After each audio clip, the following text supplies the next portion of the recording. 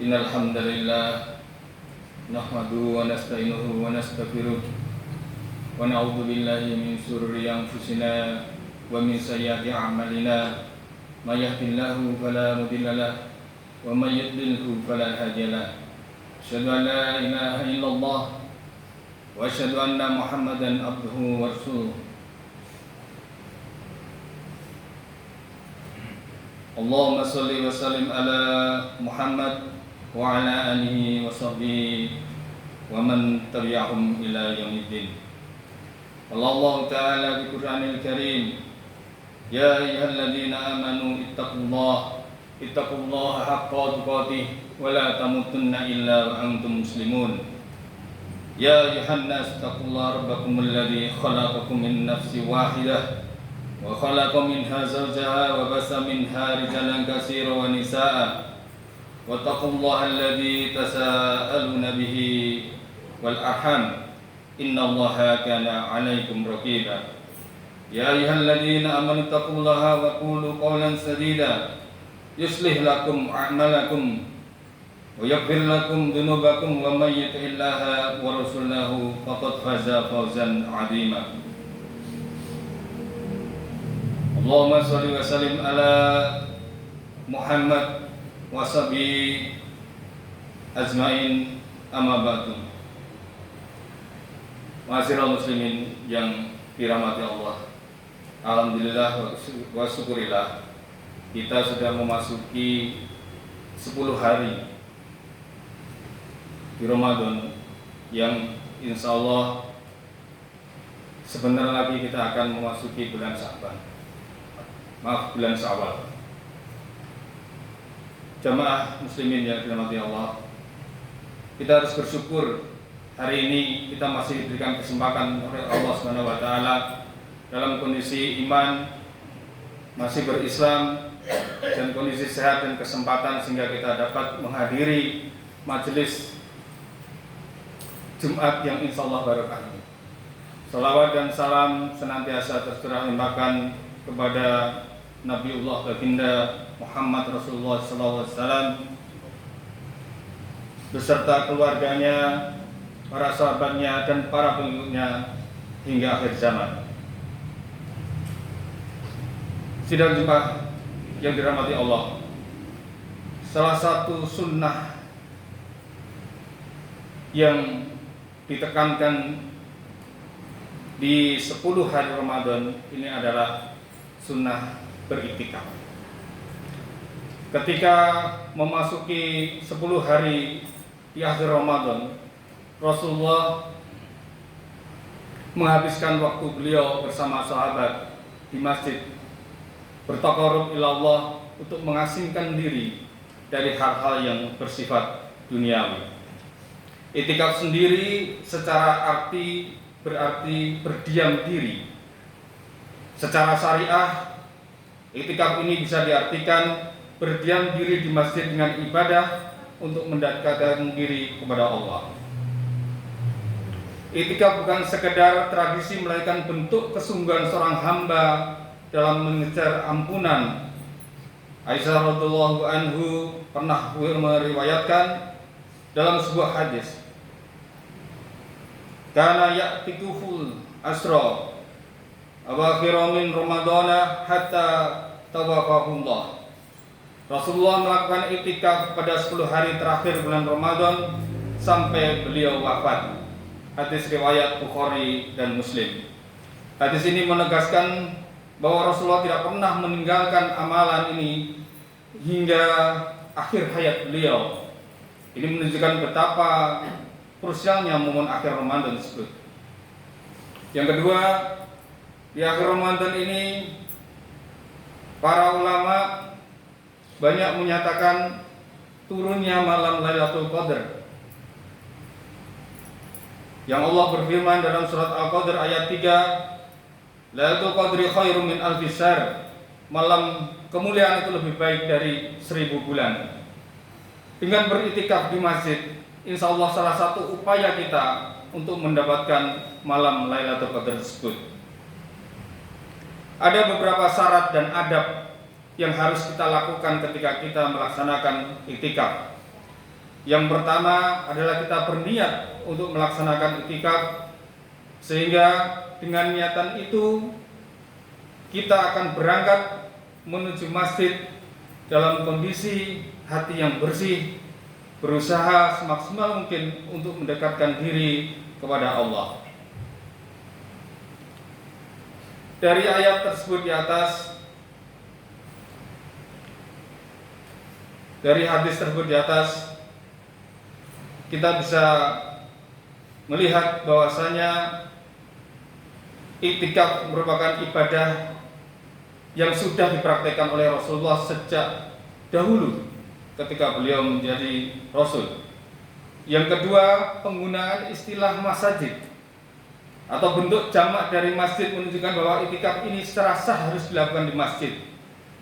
Jadi iktikaf ini tidak boleh dilaksanakan di luar masjid. Kemudian ada larangan-larangan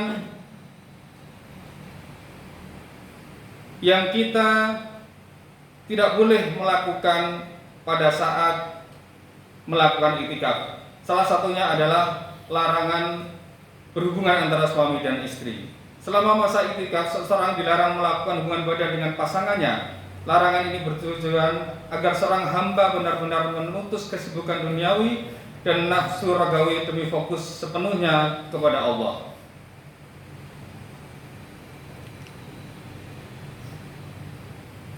Kemudian selanjutnya, dalam iktikaf ini ada batasan atau hududullah. Allah menyebutkan aturan iktikaf ini sebagai bagian dari batasan-batasan yang tidak boleh dilanggar, menunjukkan bahwa ibadah ini memiliki kedudukan yang mulia dan sakral.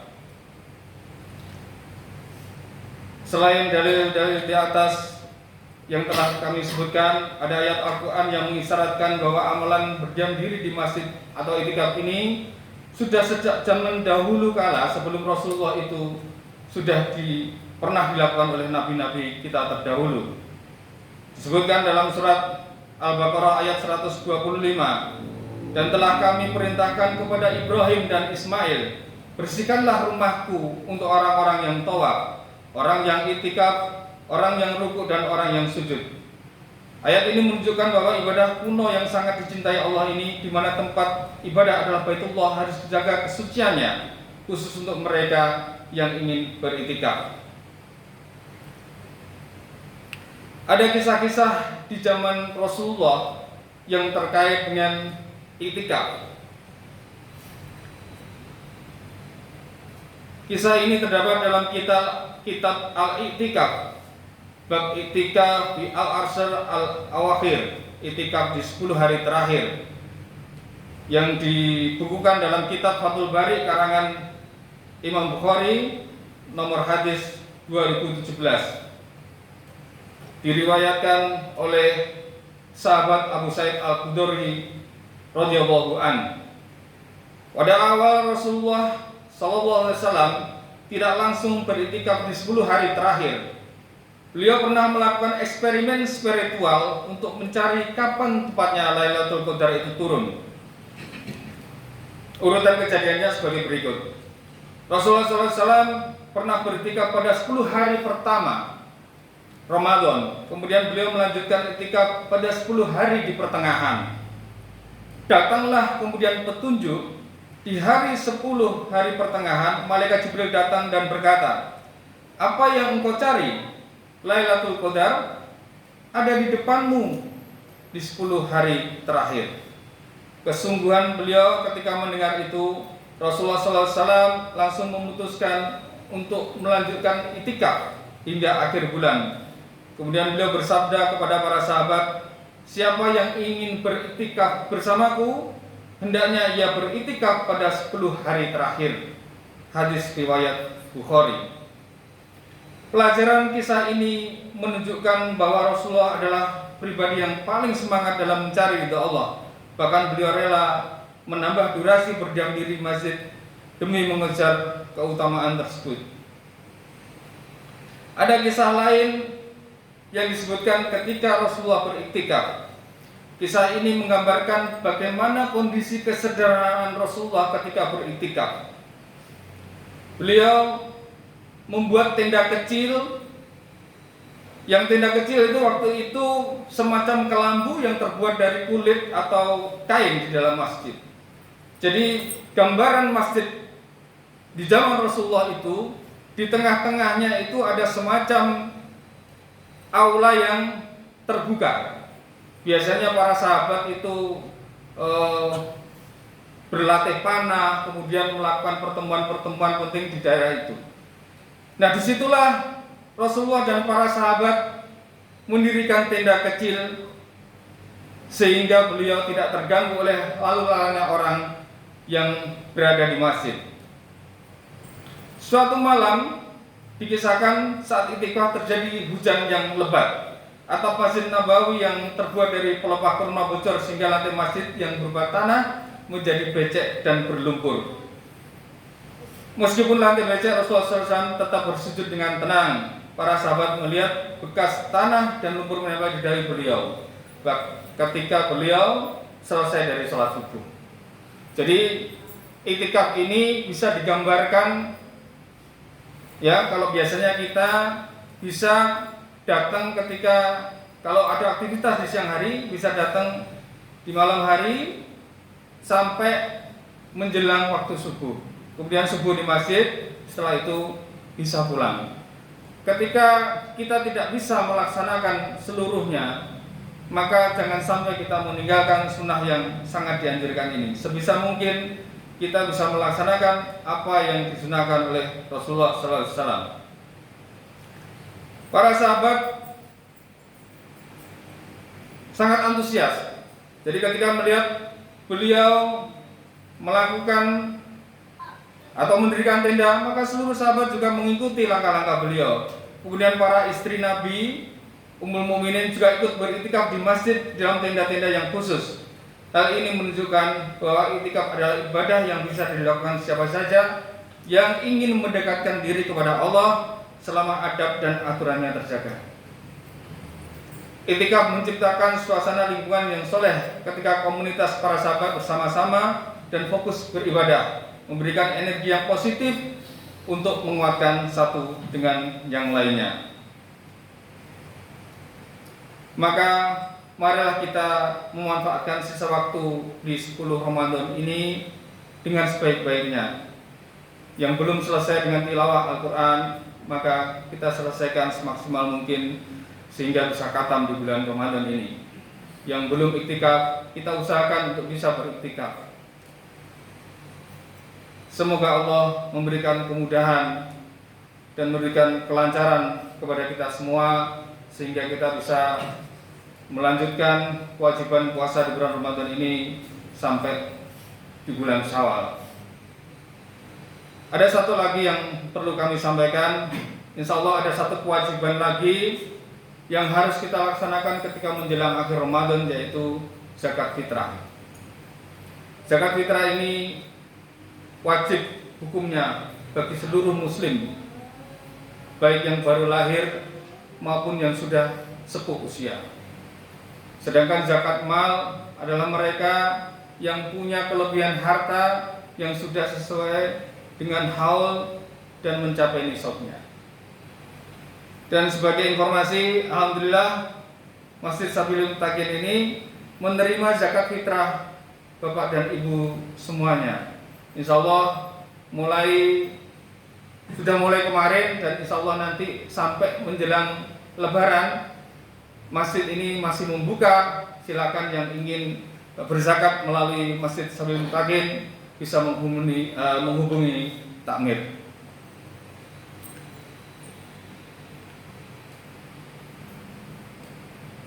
Yang selanjutnya, semoga Ramadan kali ini bukan Ramadan yang terakhir.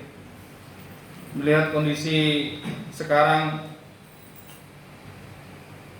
Indonesia dalam kondisi yang mungkin tidak secara langsung terpengaruh oleh kondisi global, tapi fakta-fakta hari ini kita sudah melihat bahwasanya apa yang terjadi di luar sana, perang antara Iran dan Israel ini sungguh sangat membuat kita orang muslim yang meskipun jaraknya jauh terdampak. Semoga Allah melindungi kita semua, semoga Allah menyehatkan kita semua, semoga Allah memberikan perlindungan dan husnul khotimah untuk kita semua. Barakallahu wa lakum fi Qur'anil azim. Innahu huwal ghafurur rahim. Aqulu qouli hadza wa astaghfirullahi li wa lakum. Innahu huwal ghafurur rahim.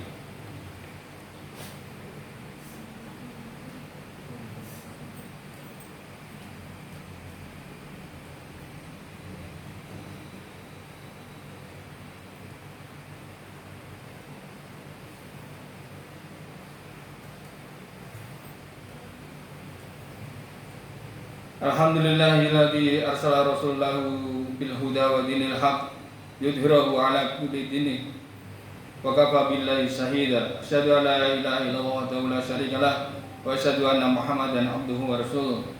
Qala Allah ta'ala al-Qur'anil Karim, ya ayyuhalladzina amanu taqullaha haqqa tuqatih wa la tamutunna illa wa antum muslimun. Allahumma sholli ala Muhammad wa ala ali Muhammad kama shallaita ala Ibrahim wa ala Ibrahim wa barik ala Muhammad wa ala ali Muhammad kama barakta ala Ibrahim wa ala ali Ibrahim fil alamin innaka Hamidum Majid. Innallaha wa malaikatahu yusholluna 'alan nabi ya ayyuhalladzina amanu shollu 'alaihi wa sallimu taslima. Allahumma ighfir lil muslimina wal muslimat wal mu'minina wal mu'minat al yahyi minhum wal amwat innaka sami'un qaribun mujibud da'wat. Rabbana la tu'akhidna in nasina aw akhtana. Rabbana wa la tahmil 'alaina isran kama hamaltahu 'alal ladzina min qablina. Rabbana wa la tuhammilna ma la taqata lana bih wa'fu 'anna waghfir lana warhamna anta maulana fansurna 'alal qaumil kafirin. Rabbana dhalamna anfusana wa illam taghfir lana wa tarhamna lanakunanna minal khasirin. Rabbana la tuzigh qulubana wa hadina wa hab lana min ladunka rahmah. Rabbana hab lana min azwajina wa dhurriyyatina qurrata a'yun waj'alna lil muttaqina imama. Innallaha ya'murukum bil adli wa ihsani wa ita'i dzil qurba wa yanha 'anil fahsya'i wal munkar wal baghi ya'idukum la'allakum tadhakkarun. Fadhkurullaha ya'dzikum wastaghfirullahal adzim. Aqulu qouli hadza aqimus shalah.